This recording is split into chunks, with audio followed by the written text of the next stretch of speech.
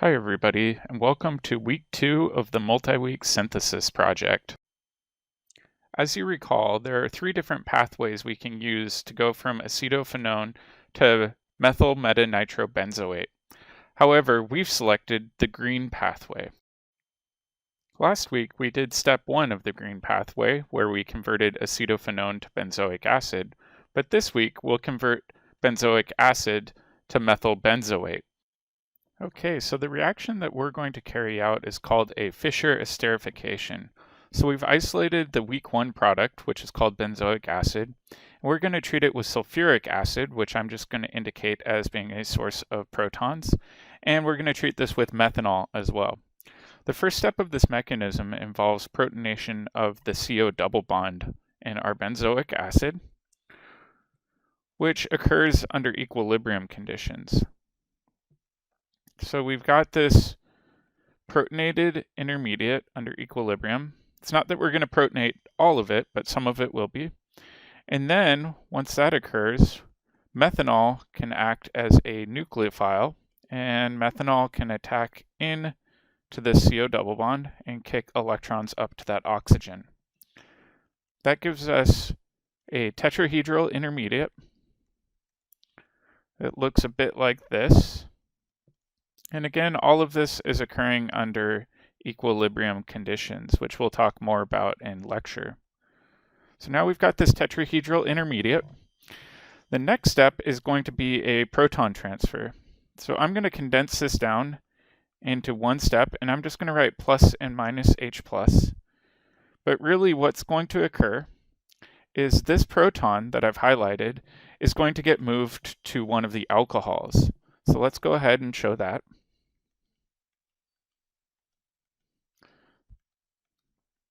So I'm going to go ahead and show this as OH2 to indicate that it's the alcohol that got the proton. In fact, let's go ahead and show each of these individual bonds just so we can better keep track of that proton. All right, so we've shuttled that proton from one oxygen to another oxygen. And now when we look at this whole group right here is a good leaving group. Okay, so at the next step, we can take one of the lone pairs from this alcohol and actually kick off this entire leaving group. So I'll go ahead and show this getting kicked off.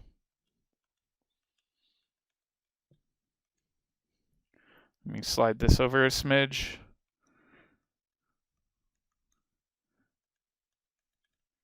That means that it will reform a double bond,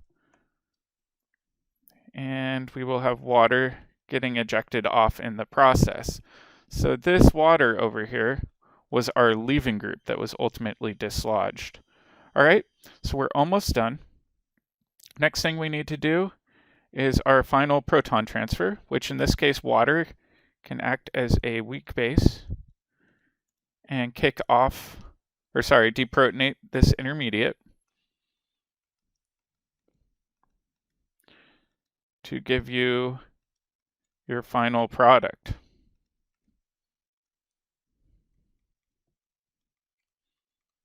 This final product's name is methyl benzoate.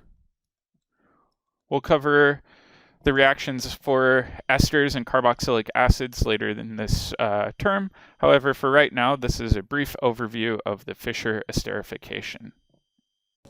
All right, so the first thing that I want to do is I want to pre-weigh my round bottom flask, and then I'll transfer over my solid benzoic acid. So right now I've got my flask tared. Hit tare one more time, and then I'll transfer the solid material over. All right, so now that I've got my powder in, I can record the mass, which is about 1.27 grams. So let's go ahead and get this ready for the reflux. All right, to my round bottom flask, what I've added is 8 milliliters of methanol for every 1 gram of starting material, which came out to be about 58 milliliters of methanol. And then I also added approximately 3 milliliters of concentrated sulfuric acid using my pipette, and I've got my boiling stones in my round bottom flask. Alright, so next thing I want to do is I want to add my reflux condenser. So I'll lower this down until it's touching. I'll grab my reflux condenser, I'll put it on top, put water going in the bottom port, and then the water out I'll set over here in my drain. I'll turn my water on.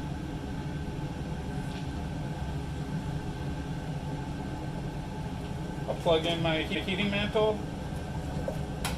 Oops, there we go. And I'll set my heat to about a 4. So what I'm going to do is I'm going to wait for this to start boiling, and then once it's boiling, I'll set a stopwatch for an hour and let it continue to reflux that entire time. Alright, so my reaction's been refluxing for a little over an hour now. So what I'm going to do is I'm going to unplug my heating mantle.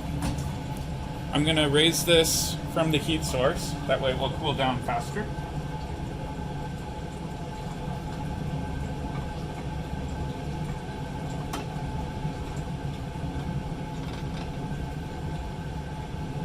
And I'm going to give it a couple of minutes to cool down to about room temperature.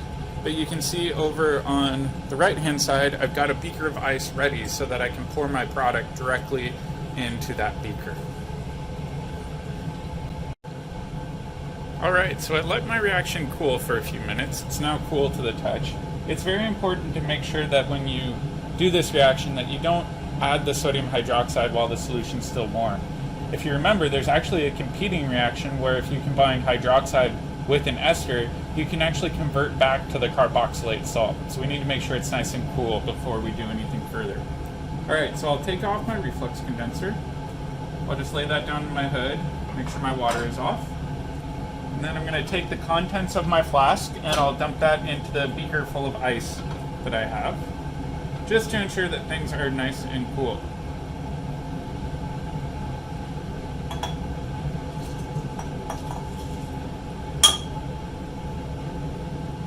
Alright, so I've got all of that in there. The next part of the procedure is to add the sodium hydroxide until this solution becomes basic. So I'm going to go ahead and just give it an initial jolt of about 20 milliliters, and then I'll add the rest dropwise.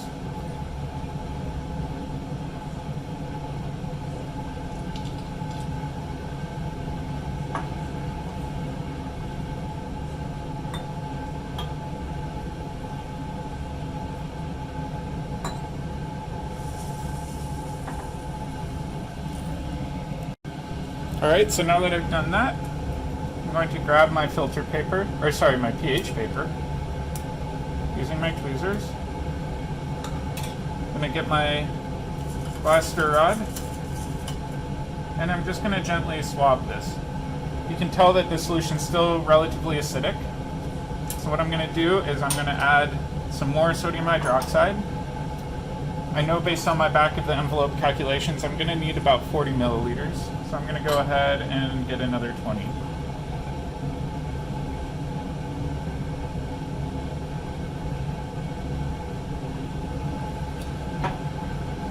And I'll go ahead and add this in.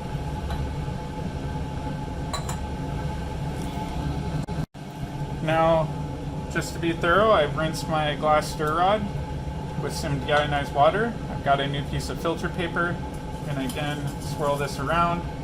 I'm going to dab that paper, and now you can tell that the solution is nice and blue. That indicates that we have gotten rid of any of that excess sodium hydroxide, and we can continue on to that next step.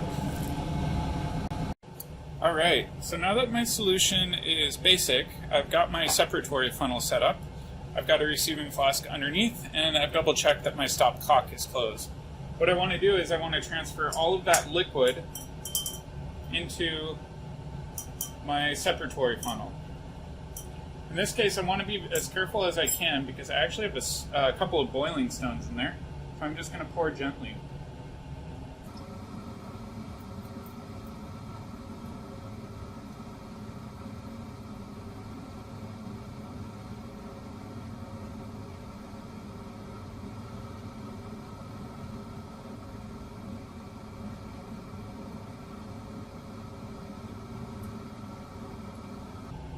As you can see, our separatory funnel is getting quite full. So what I'm going to have to do is actually accomplish this extraction using two different extraction steps. So I'll do half first and then half second. So in this case, what I like to do is I like to just add a small amount of my ether. The exact amount is somewhat arbitrary, but I'm just going to eyeball it.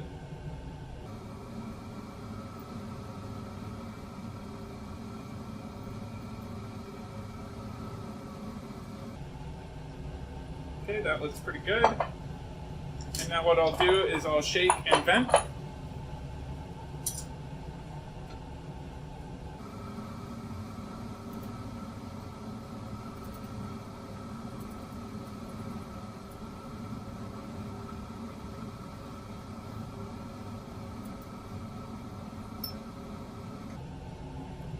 Got it right side up now. And I'm going to let it form layers, so I'll give that a minute to form its nice distinct layers. Alright, I have two distinct layers now. It's a little hard to see because it's behind the cork ring. So I'm going to dispense out my lower aqueous layer into this Erlenmeyer flask.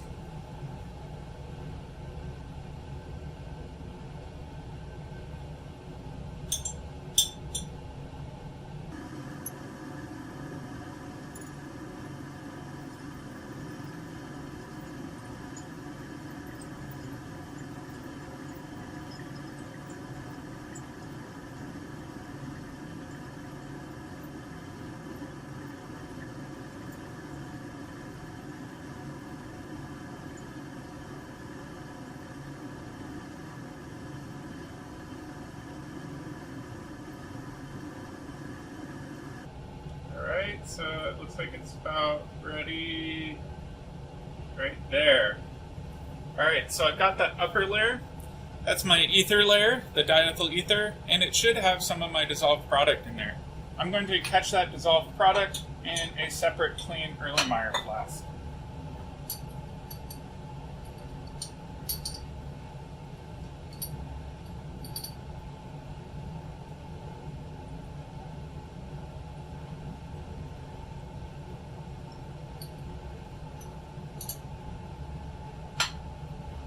Alright, now that I've got that done, I want to extract this aqueous layer one more time. So I'm going to add it right back in.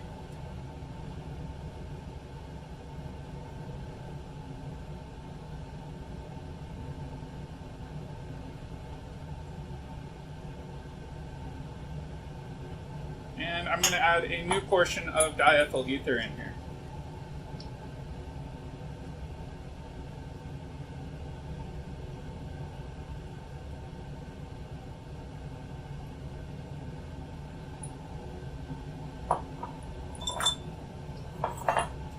Just like before, I'm going to put my stopper on, and I'm going to shake and vent this.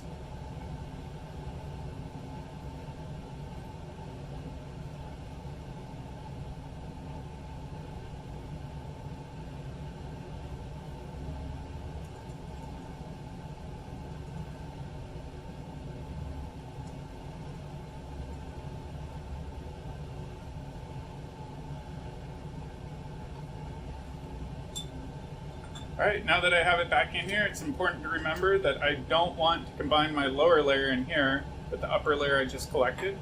So I'm going to go ahead and swap my receiving flasks back to my original one.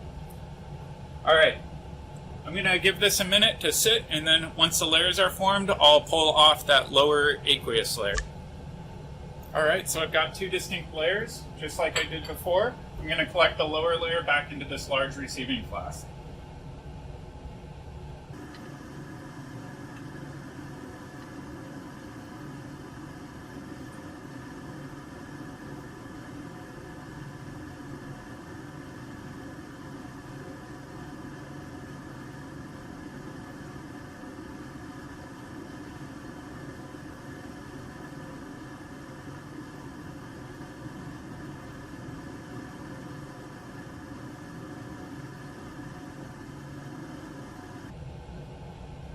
Alright, it's almost there. I'm going to cut it off right there.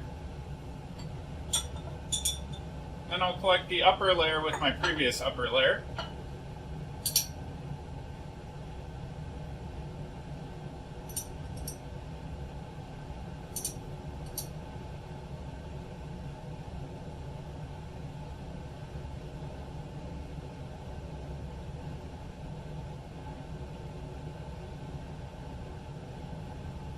and then I'll close this off. So right now I've done my first half of my extraction.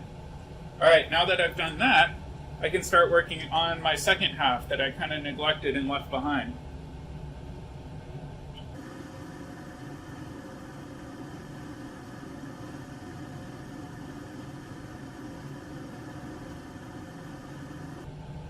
Alright, so I've got my second half in there. I noticed there's some oily residue in here, so I'm going to quickly rinse this with a small amount of my ether, just in case there's some product residing in here.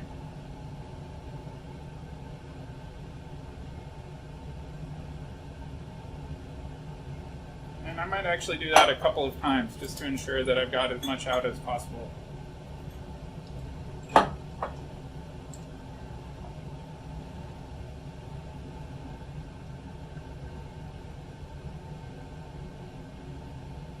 Right, and then I'll add a smidge more of diethyl ether in here.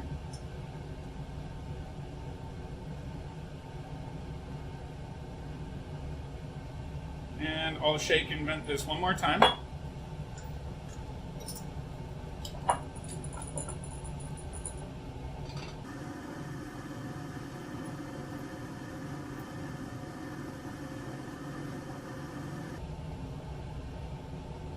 I'll swap my receiving flasks, and then I'm going to let this sit for a minute to form layers. Alright, what I'm going to do is I'm going to change my receiving flask, now that I've got a good layer, and I'm going to collect the aqueous layer for this extraction into the original beaker, just to save cleaning. Alright, so I'll lower this down,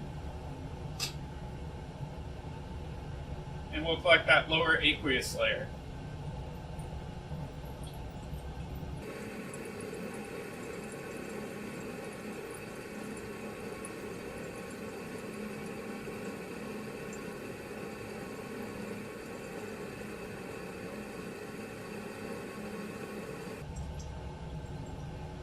Okay, it's getting close. I'm going to go ahead and shut it off right about there. Alright, so I've got that upper layer. I'm going to combine that with the upper layers from the previous extraction.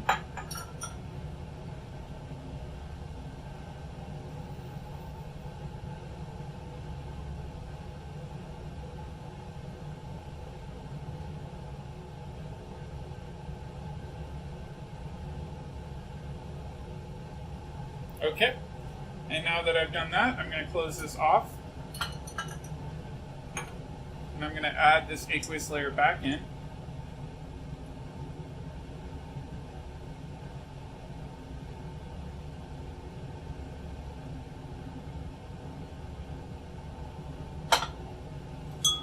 And I'm going to do one last extraction with diethyl ether. So this will be the very last one.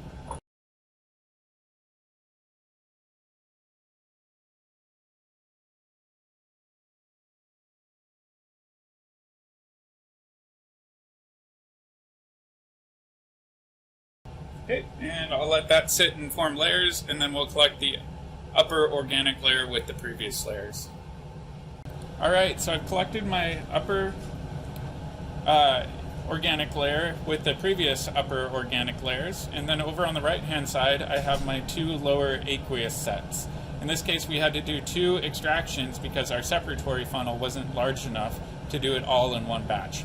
Alright, so now what I need to do is I need to add drying agent to that flask with my organic product to ensure that there's no water left behind.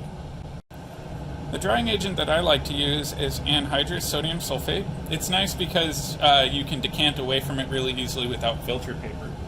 So I'm going to go ahead and grab this.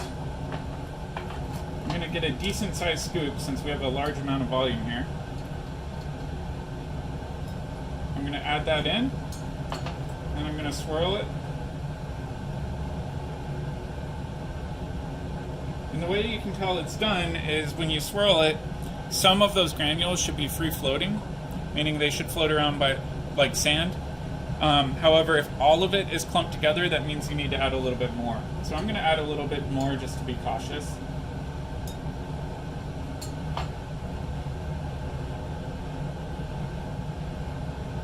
Alright, that looks pretty good, so I'm just going to let that sit for a couple of minutes, and then I'm going to get a round bottom flask ready so that we can start our rotovap.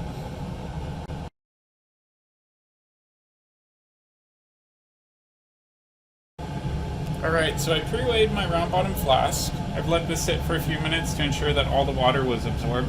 Now I'm going to carefully decant the liquid from my Erlenmeyer flask into my round bottom flask.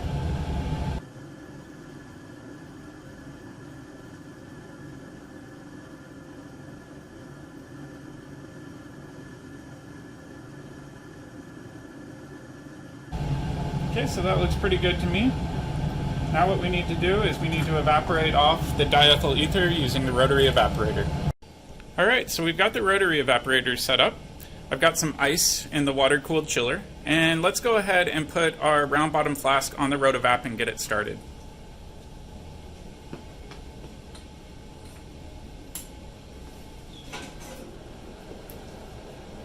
Start my rotation.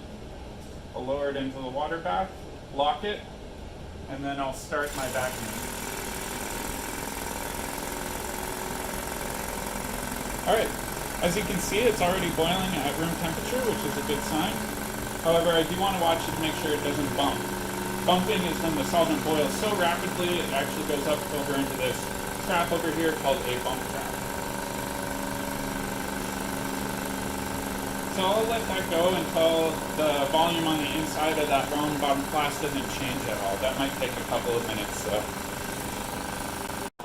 Alright, so it's been going for a while. What I want to do next is I want to remove this from the rotary evaporator and check on the crude yield of my product. So I'm going to shut down the vacuum pump. I'm going to release the vacuum. I'm going to stop the rotation, and I'm going to remove this from my water bath. From looking at it, it looks to be a little bit cloudy, but let's still get the crude yield, and then if necessary we can do a simple distillation to purify this further.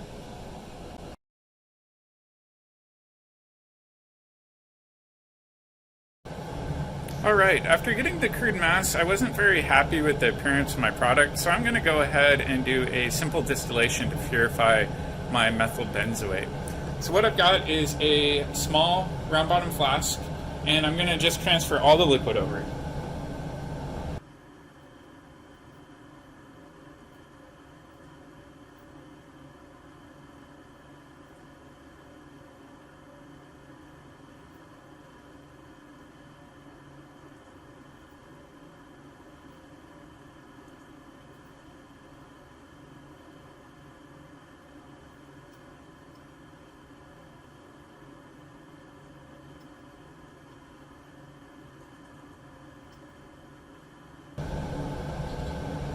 Alright, so it looks like I've got all of my liquid in there.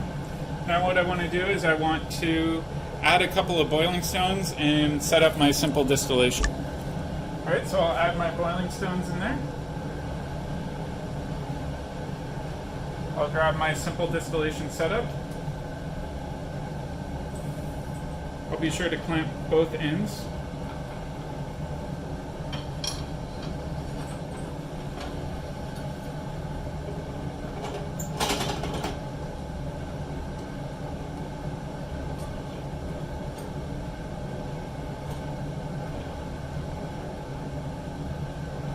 I'll get my thermometer.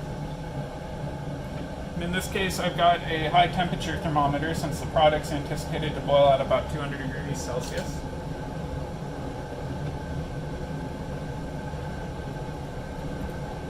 I'll put that in.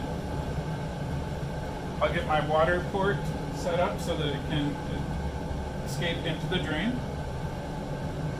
Then my second water port, I'll plug into my spigot.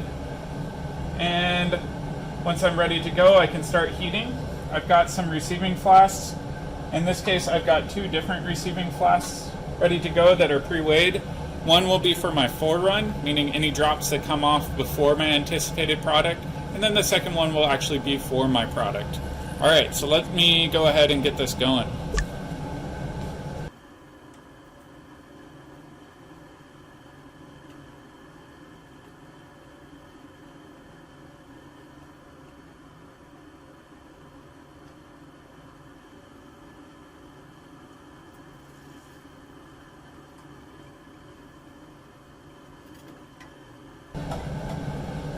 Alright, and what I'm going to do is I'm going to set my temperature fairly high, to about 6 on here. And then I'm going to go ahead, have my receiving flask ready to go, and I'm going to watch for the temperature for the first drop.